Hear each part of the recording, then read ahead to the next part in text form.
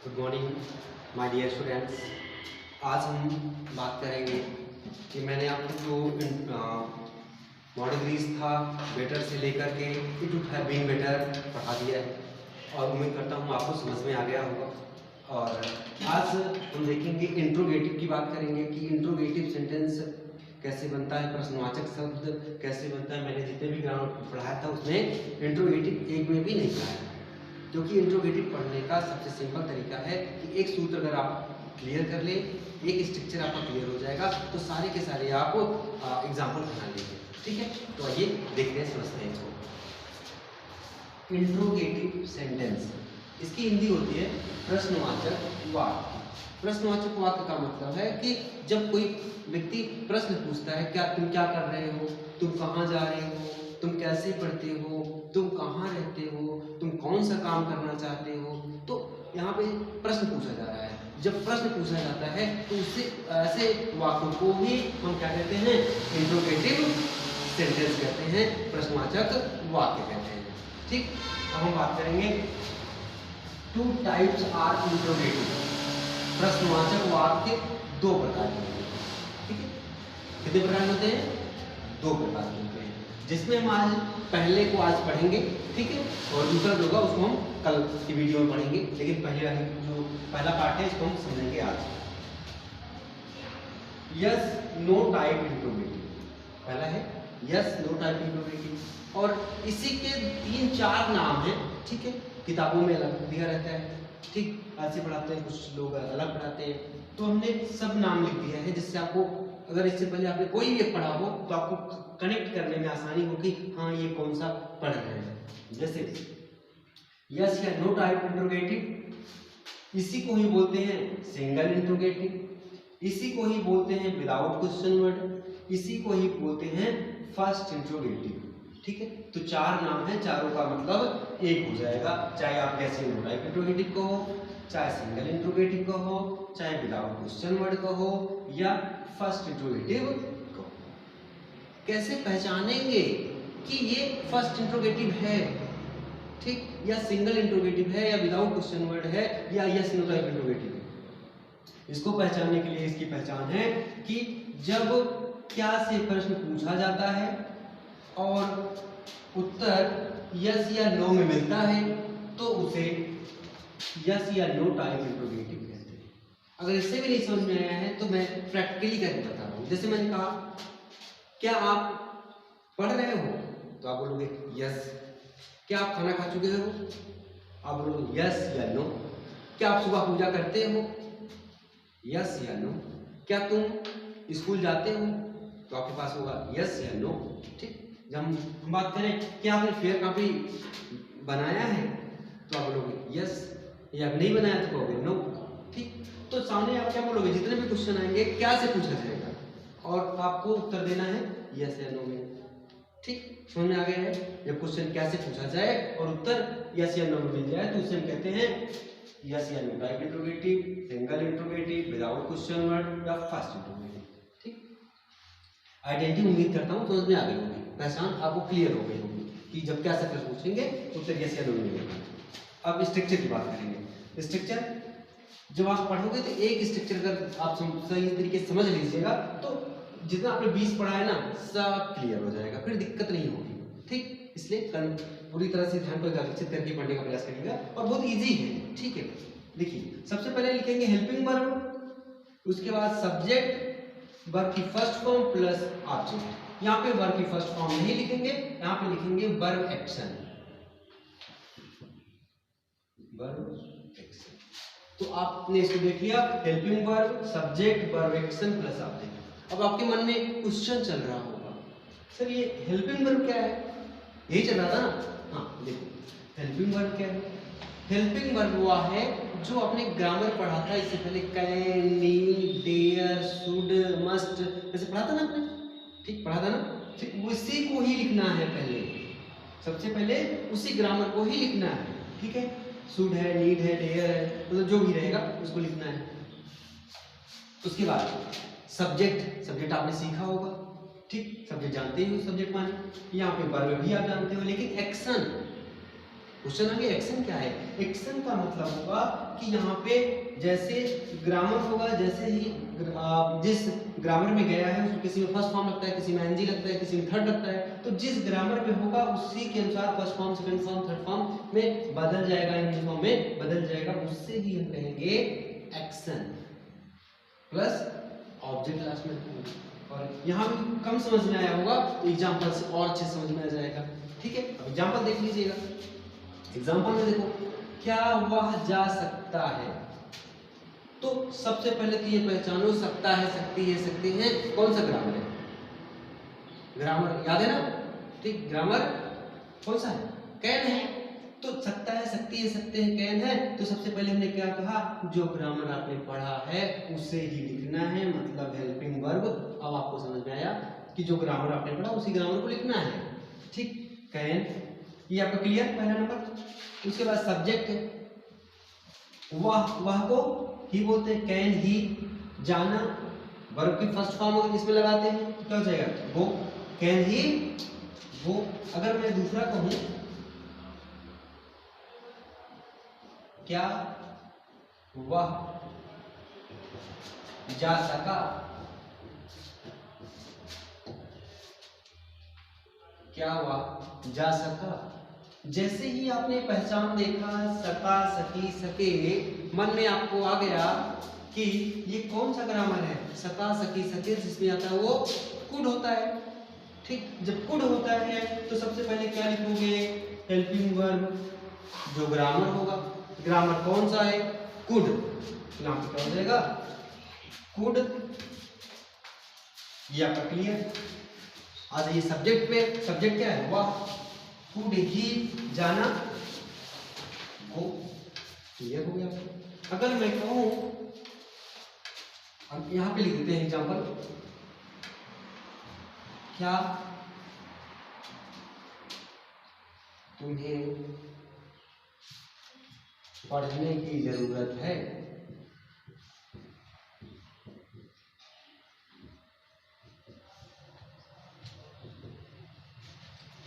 अब यहाँ पे ध्यान देना, क्या इसी वाला है कि नहीं है? क्या तुम्हें पढ़ने की जरूरत है, तो आप बोलोगे यस या नो बोल सकते हो ना। यहाँ पे इसमें तो क्या वह जा सकता है, यस या नो। क्या वह जा सका, यस या नो। क्या तुम्हें पढ़ने की जरूरत है, यस या नो। ठीक, अब आप देखेंगे जरूरत है शब्द आ गया तो क्या करोगे यहाँ पे, अब आपके मन में आएगा जरूरत है किस वाले ग्रामर में आता है। अब आप प्रैक्टिस अगर किया है आपने तो आपको समझ में आ जाएगा कि नीड ग्रामर में आता है, नीड है में, आवश्यकता है, जरूरत है शब्द आता है। तो सबसे पहले शुरुआत क्या करोगे, क्या लिखोगे, हेल्पिंग वर्ब लिखोगे। हेल्पिंग वर्ब भी हमने बताया क्या होता है, जो ग्रामर होता है। ग्रामर इसमें क्या हो जाएगा, नीड।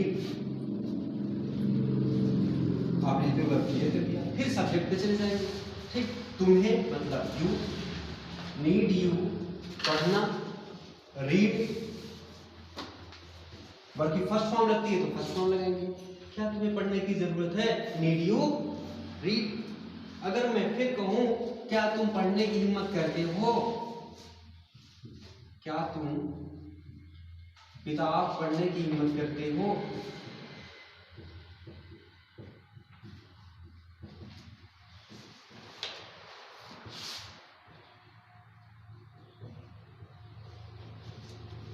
क्या तुम किताब पढ़ने की हिम्मत करते हो। तो यहाँ पे आपको ध्यान देना है कि कौन सा ग्रामर है। हिम्मत करना, साहस करना, आपने प्रैक्टिस किया ही नहीं। ठीक, वैसे ही बस देखकर आनंद ले रहे हो वीडियो को, या फिर सीरियसली पढ़ रहे हो, कमेंट करके बताइए भाई। ठीक, अगर आप सीरियसली पढ़ रहे हो, मतलब गंभीरता से पढ़ रहे हो, आप आने के लिए पढ़ रहे हो, ठीक, तो आपको पता होगा कि मैंने इसको पढ़ाया है, और आप वैसे मजे ले रहे होंगे। देखें जरा क्या चल रहा है, थोड़ा देख लेते हैं ये कौन सा ग्रामर है। मजे ले रहे हो तो भाई बात ही है। ठीक, तो अगर आप मन लगा के पढ़ रहे हो तो कमेंट करके बताओ, नहीं सर हम मन लगा के पढ़ रहे हैं, जो आप पढ़ा रहे हैं समझ में आ रहा है, या नहीं समझ में आ रहा है तब भी बताइए कि सर आप जो पढ़ा रहे हैं नहीं समझ में आ रहा है। आपके कमेंट ये हमें बताएंगे कि हम जो मेहनत करके पढ़ा रहे हैं ना वो आपको कैसे लग रहा है। ठीक, अगर अच्छा लग रहा है तो लाइक भी कर दीजिएगा। ठीक है, अपने दोस्तों में शेयर कर दीजिएगा कि बताइए कि यहाँ पे इतना बेसिक लेवल से इंग्लिश पढ़ाई जा रही है। जहाँ पे बहुत ही कम संभावनाएं होती हैं पढ़ने के, ठीक, बहुत ही कम चांसेस होते हैं पढ़ने के, तो वहाँ पे मैं पढ़ा रहा हूँ। और वीडियो को मैं बहुत लंबा नहीं बना रहा हूँ, कि मैंने देखा है कि जब कहीं यूट्यूब पे वीडियो बहुत लंबा बन जाता है तो बच्चे पढ़ने में बोरनेस महसूस करते हैं, सोचते हैं ये क्या पढ़े इतना, एक तो इंग्लिश वैसे डर लगता है, ठीक है, और ये दे दिए आधे घंटे 2 घंटे की वीडियो, कौन पढ़े इसको। तो वीडियो बस ज़्यादा नहीं होगा, 15 मिनट 20 मिनट, बहुत ज़्यादा बस इतने ही होंगे, ठीक है। हमें लगता है शायद 10 मिनट तो हो गए होंगे, ठीक है। तो कोशिश होगी कि 15 मिनट के अंदर 20 मिनट के अंदर अंदर समाप्त कर दिया जाए, 20 मिनट से ज़्यादा नहीं होगा, ठीक है। अब देखो, क्या तुम किताब पढ़ने की हिम्मत करते हो? डेयर ग्रामर है ना, ठीक। तो सबसे पहले क्या लिखोगे? Helping verb. हेल्पिंग वर्ब में होता है जो ग्रामर होता है, डेयर लिखो। उसके बाद सब्जेक्ट लिखो, यू, डेयर यू पढ़ना, read, dare you read. Last में ऑब्जेक्ट क्या है? बुक। आपके मन में एक क्वेश्चन और उठ रहा होगा, एक प्रश्न और उठ रहा होगा कि सर जी आप हमेशा ही आना जाना खेलना पढ़ना ही बताओगे कि और कुछ बताओगे? देखो भाई, अभी मैं इसलिए आगे नहीं जा रहा हूँ क्योंकि आप में एक बार इंटरेस्ट पैदा हो जाए। इंटरेस्ट मतलब आपकी लगन लग जाए, आपको इच्छा जागृत हो जाए, आपके अंदर आत्मविश्वास आ जाए कि अंग्रेजी से डरने की जरूरत नहीं है, ठीक, अंग्रेजी आती है, ठीक, बस आपको पढ़ाने वाला मिल जाए ऐसा, बस, ठीक। तो अगर आपको पढ़ाने वाला मिल गया है तो आप कमेंट करके बताइएगा, हाँ सर लगा कि हाँ मुझे भी अंग्रेजी आएगी, ठीक। तो आप बिल्कुल कमेंट करिएगा, लाइक कर दीजिएगा, तो हमको लगेगा कि हाँ आपने लाइक किया है, ठीक। तो कमेंट किया है तो मुझे पता चलेगा नहीं आपको अच्छा लग रहा है। आइए देखेंगे,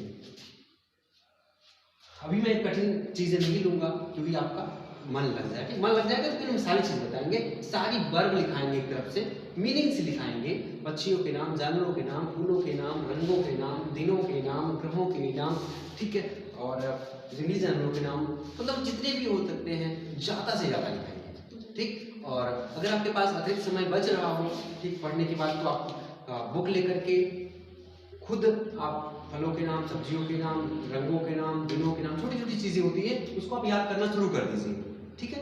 बुक्स आपके आसपास में मिल जाएगी, ठीक है, बुक्स जाकर के दुकान पर आप खरीद लीजिएगा, ठीक, पढ़ना शुरू कर दीजिएगा, फिलहाल यहाँ पे चलेगा भी, ठीक है। अगर पढ़ना शुरू कर देंगे तो अच्छी बात होगी। अब देखिए, क्या तुम किताब पढ़ने की हिम्मत करते हो? Dare you read book.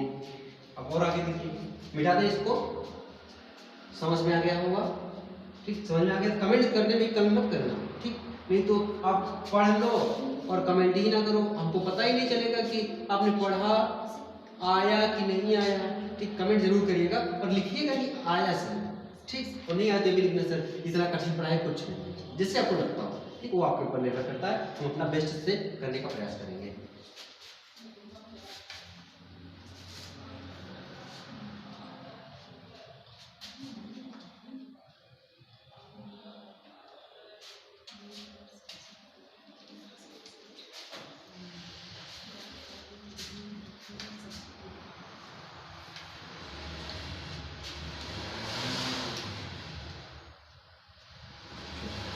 अब आगे देखेंगे, आगे जैसे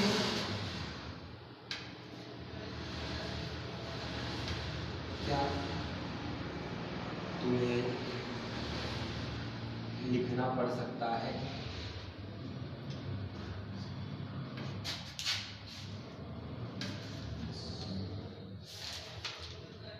क्या तुम्हें लिखना पड़ सकता है?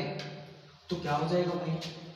अब पढ़ सकता है, पढ़ सकती है, पढ़ सकते हैं, आपने ग्रामर पढ़ा है, कौन सा होता है? May have to. May have to में क्या होता है? पढ़ सकता है, पढ़ सकती है, पढ़ सकते हैं, ठीक। मे हैव, यहाँ पे इसको समझने का प्रयास करिएगा, यहाँ पे मे है, हैव है, टू, तीन चीजें हैं। जब तीन चीजें हैं तो मन में आ रहा होगा कि सबसे पहले हेल्पिंग वर्ब सर जी ने बताया है उसको रख दे, जाओ लिख देते हैं may have to, may have to लिख देते हैं। नहीं, थोड़ा सा समझ लीजिएगा, जब मे हैव टू मतलब दो या तीन हो तो हमेशा पहले वाले को ही इस बार लिखना है, ठीक। मे हैव टू हो या शुड है वो, कुड है वो, मस्ट भी हो, जिसमें 2 होगा या 3 होगा तो हमेशा पहले वाले को ही इस बार रखना है। इसका मतलब हो जाएगा मे। अब सोच रहे होंगे अगर इसको लिख दिए तो जो बचा होगा उसका क्या करेंगे, उसको सब्जेक्ट लिखने के बाद लिख देना है, ठीक है। तो मे सब्जेक्ट क्या हो जाएगा यू, अब बचा क्या है हैव टू, कर दीजिए हैव टू, ठीक। ऐसे कर लेना, जब 2 या 3 होगा तो ऐसे करना है, ध्यान देना। फिर से पहले वाले को लिखना है बाहर, उसके बाद सब्जेक्ट लिखना है, जो बचा होगा सब्जेक्ट बाद लिख देंगे, ठीक। तो may you have to write, ऐसे। अगर मैं कहूं क्या तुम लिखते होगे,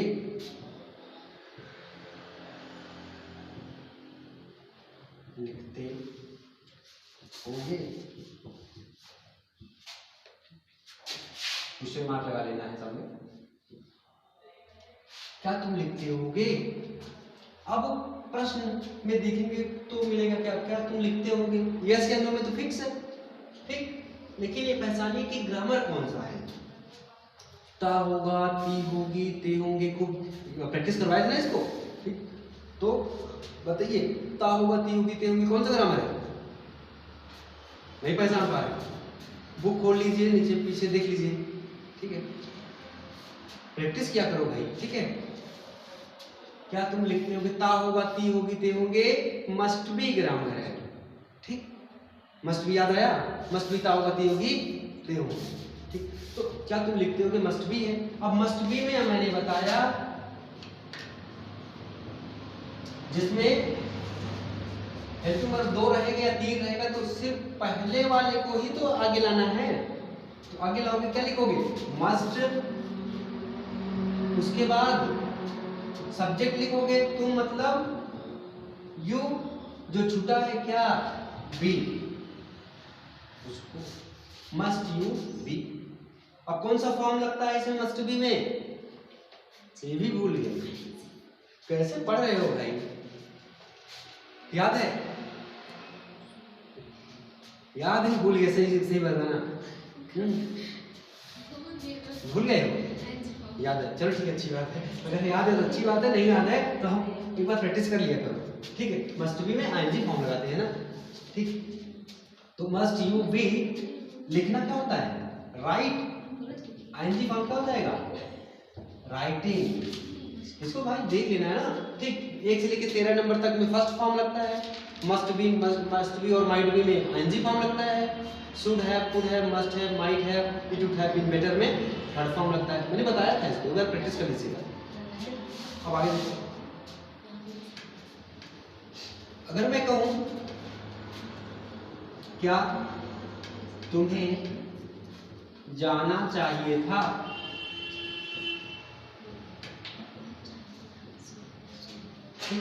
अब कौन सा ग्रामर है, चाहिए था, शुड हैव है, शुड हैव आपने देखा शुड हैव है, जैसे ही आपने देखा इसमें पता चल गया कि 2 चीजें हैं शुड और हैव, आपने भी सीखा कि पहले वाले को ही बाहर करना है, तो शुड बाहर आ जाएगा शुड, उसके बाद तुम मतलब यू, शुड यू, हैव बचा हुआ है, सब्जेक्ट के बाद रखना है, शुड यू हैव, ठीक। जाना वो होता है, लेकिन चाहिए था में कौन सा फॉर्म लगाते हैं, ये भी भूल गए, थर्ड फॉर्म लगाते हैं भाई, ठीक है। प्रैक्टिस किया करो, ठीक है, पूरी मेहनत करके पढ़ा रहा हूँ नहीं पढ़ा रहा हूँ, ठीक। अगर मैं मेहनत करके पढ़ा रहा हूँ तो आपकी जिम्मेदारी है कि मन लगा के पढ़िए, ठीक। नहीं हम पढ़ाते चले जाएंगे, आप पढ़ेंगे नहीं, ठीक, मेरा सारी मेहनत बेकार हो जाएगी। क्या आप चाहते हैं मेरी सारी मेहनत बेकार हो जाए, ठीक है। अगर नहीं चाहते हैं तो मन लगा के पढ़िए, आपको आना चाहिए, ठीक है। Should you have gone, third form हो जाएगा गॉन, ठीक। अगर मैं और एग्जांपल लिखना चाहूँ, इसको तो आप लोग नोट कर लिए होंगे, ठीक। अगर नोट कर लिए होंगे तो इसको मैं मिटा दे रहा हूँ, ठीक है। और आप लिखेंगे एक दो एग्जांपल, और लगभग 15 मिनट से ज़्यादा वीडियो होंगे लगभग।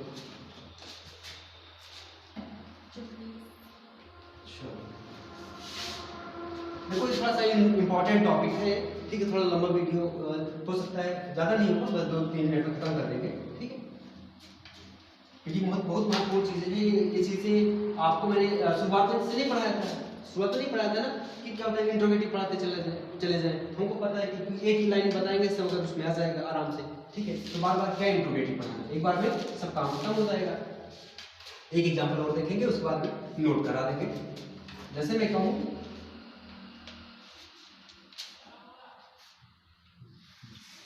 क्या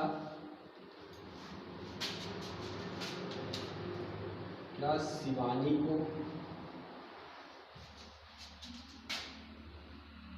रोना चाहिए था?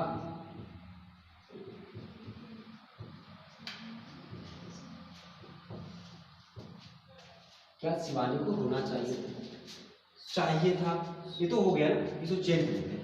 क्या शिवानी रो सकती थी कर देंगे, ठीक है, क्योंकि तो हो गया ना। क्या शिवानी रो सकती थी?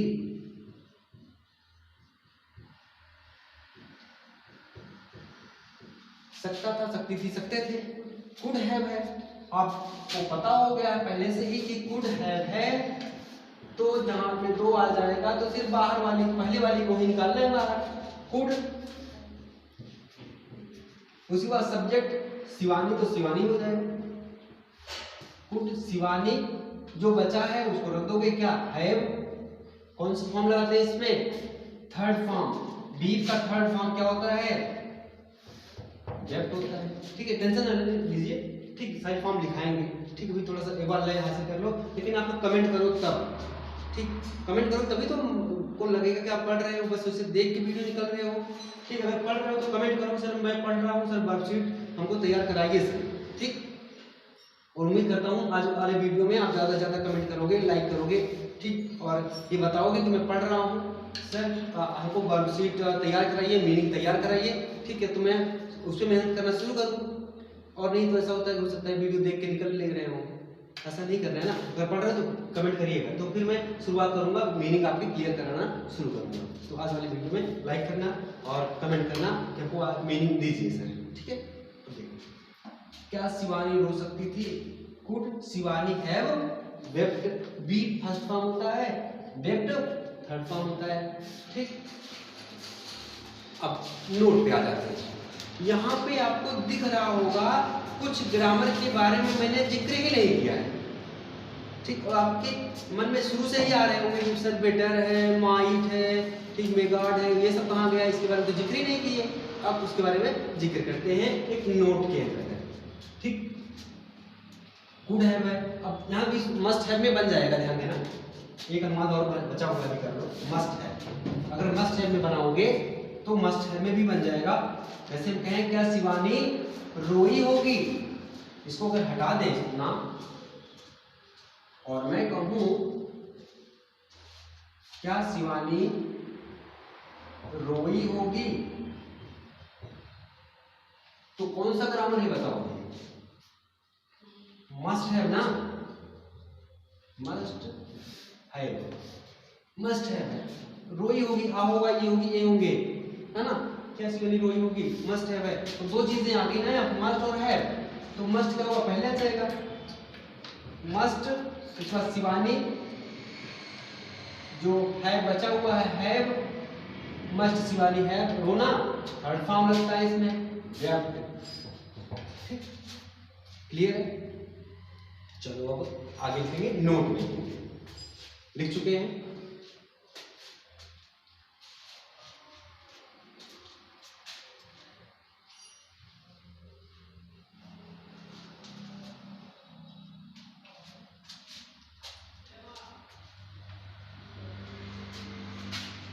इसको मिटा दिया जाए क्या, नहीं ऐसे रहने देते हैं, कंफ्यूजन ना हो। नोट में लिख लीजिएगा, पहला है बेटर, दूसरा है माइट। माइट से शुरुआत करेंगे तो इतना कि माइट में जितने भी होते हैं, चाहे माइट हो, चाहे माइट हैव टू हो, चाहे माइट बी हो, चाहे माइट हैव हो, तो इतने में जो प्रश्नवाचक होता है बनता ही नहीं, ठीक। लिख लीजिए इसको, जो लिख रहा हूँ इसमें प्रश्नवाचक वाक्य नहीं बनता है। बेटर में नहीं बनता है, माइट में नहीं बनता है, माइट हैड टू में नहीं बनता है। इसको मिटा दे रहे हैं, हम लोग लिख ही लिए होंगे, दिक्कत तो है नहीं, है ना। आप देखिए इसको लिखते चलिएगा। चौथा नंबर हो जाएगा इसमें माइट है हो जाएगा। कोई छुटा तो है नहीं माइट वाला, कोई छुटा है? ठीक, माइट भी छुटा है क्या है? माइट भी, ठीक है, छुटा हुआ है might be. Better might have to, might है, माइट बी।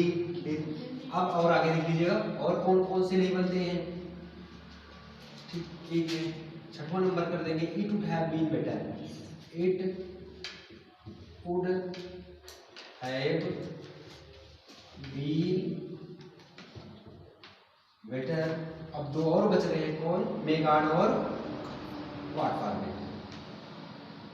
मे गॉड और कौन हो जाएगा? God forbid. ठीक है, ये 8 ग्रामर हैं जिसमें कि प्रश्नवाचक वाक्य नहीं बनता है। ऐसे लिख लेना है नोट में, ठीक, नोट में लिखना है, प्रश्नवाचक वाक्य नहीं बनता है। प्रश्नवाचक वाक्य नहीं बनता है।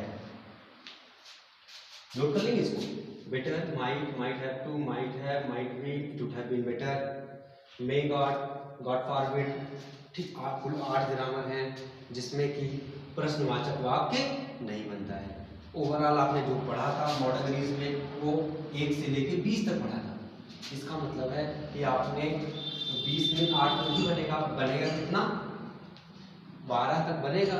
ठीक, जैसे हम कहें एग्जाम्पल में कर दें, क्या तुम्हें अवश्य पढ़ना चाहिए? अवश्य पढ़ना चाहिए तो क्या हो जाएगा? अवश्य चाहिए, जरूर चाहिए, मस्ट है तो मस्ट पहले कर दो, मस्ट यू रीड, पढ़ जाएगा। ठीक है, तो इस तरह से आप देख लेंगे 12 ग्रामर में आपका पूरा बनेगा। ठीक है, और 8 ग्रामर में नहीं बनेगा। ठीक, अब अनुवाद आपको बनाने कितने हैं? अगर आप एक एक में से 10-10 अनुवाद बनाओगे तो कुल कितने अनुवाद बन जाएंगे? 12 गुणे 10 बराबर 120। आपका 12 गुणे 10 120 अनुवाद। देखो अनुवाद इसलिए कह रहे हैं क्योंकि आप पूरी लगन से सीख रहे हो। ठीक, अब आपको आना चाहिए। ठीक, जब आप 120 अनुवाद बना लोगे, क्योंकि छोटे छोटे अनुवाद बनाने हैं, तो आप क्या करोगे? बेहतर परफॉर्मेंस आपका हो जाएगा। ठीक है, तो उम्मीद करता हूँ मैंने जो आपके लिए मेहनत किया है, ठीक, आपको समझ में आया होगा। ठीक, और आप अच्छे से पढ़ रहे होंगे। लेकिन ऑफलाइन में कुछ बच्चे हैं जो कहते हैं सर जब आप समाप्त किया करो कुछ शायरी बोल दिया करो। ठीक है, आप लोग की क्या इच्छा है, बोल दिया जाए? ठीक है, क्या कहना चाहते हो? अब आप कमेंट करके बताओ, बोला जाए कि नहीं बोला जाए शायरी? शायरी जो मोटिवेशन हो, शायरी का मतलब जो आपके लिए प्रेरणा स्रोत हो, जो आपके लिए मोटिवेशन हो।